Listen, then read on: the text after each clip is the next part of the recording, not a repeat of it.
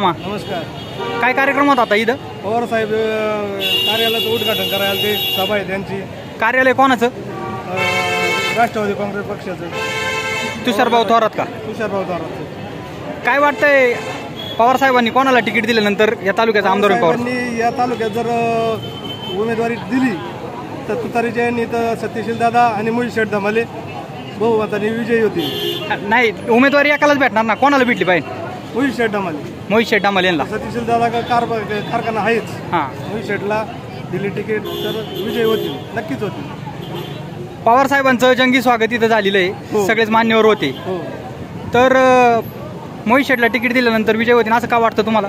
कारण का त्यांची एवढी जनसेवा अतिशय चांगली आणि जिल्हा परिषद सदस्य एक चांगलं वतूरचं किंवा या वतूर प्रशिक्षणामध्ये बी काम चांगलं केलेलं आहे. या पिंपरी एंटर गटर असे ते चांगलं काम केलेलं आहे त्यांनी. आणि सत्यशील दादांना दिली तर काय प्रॉब्लेम आहे? सध्या त्यांचा त्यांचं पण नाव चर्चेत आहे. आता पवार साहेब ते उमेदवार देतील, कोणाला तरी दोघातून एकाला देतील. पवार साहेबांचाच उमेदवार विजय होईल असं तुम्हाला का वाटतं? कारण का पवार साहेबांची ह्या तालुक्यावर अतिशय प्रेम आहे. आपल्या एका 5 धरणं केली त्यांनी. बहुत चांगला विकास केलेला आहे पवार साहेबांनी. अतिशय चांगला विकास केलेला आहे या तालुक्यासाठी.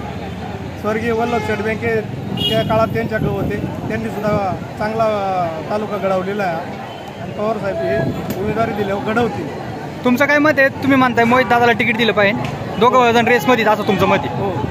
मोहित दादाला तिकीट दिल्यानंतर मोहित दामाले आमदार होतील का? हो, 100% होतील. ओके, धन्यवाद. धन्यवाद.